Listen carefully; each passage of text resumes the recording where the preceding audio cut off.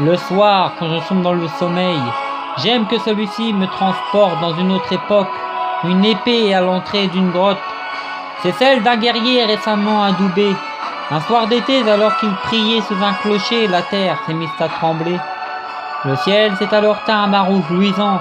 Un dragon assoiffé de sang, de ses flammes, avait mis le village à feu et à sang. Le spectacle était horrible.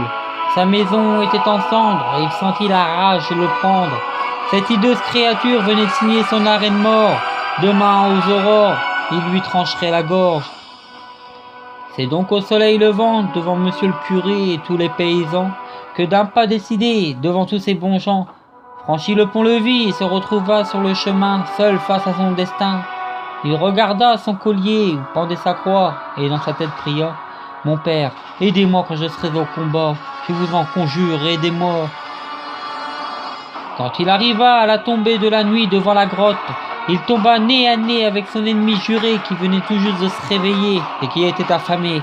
Leurs regards se croisa et tous deux se lancèrent dans un combat où l'un d'entre eux ne reviendrait pas. Les deux ennemis poussèrent un cri de rage. Le premier contact fut brutal.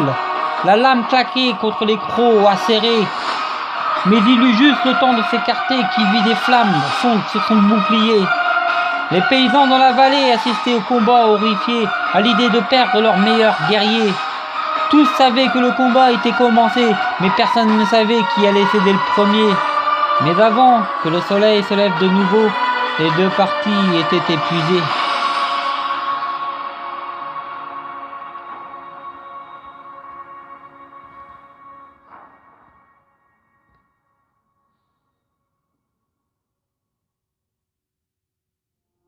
Mais à un moment, un bruit terrible résonna dans la vallée. Un hurlement de frayeur et de douleur. Le dragon d'une patte enleva l'épée plantée dans son cœur. Le guerrier au visage immaculé de sang sortit de la grotte en hurlant. À l'entendre, tous les villages voisinants entamèrent des chants en festoyant, en voyant leur guerrier toujours vivant. Maintenant, il était en paix avec lui-même.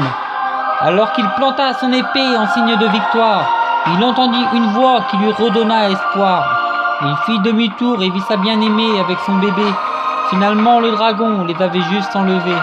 Mais tout ce qui lui est arrivé, il l'avait mérité. Depuis la mort de ce maudit dragon, la paix de nouveau régnait. Et ces jeunes guerriers, avec sa bien-aimée, avaient reconstruit une maison, une nouvelle vie. Depuis, les années passèrent, et tous les peuples réunis observèrent. L'épée brillait dans la vallée lors des nuits étoilées, ce qui était synonyme de paix, mais aussi d'une vie prospère.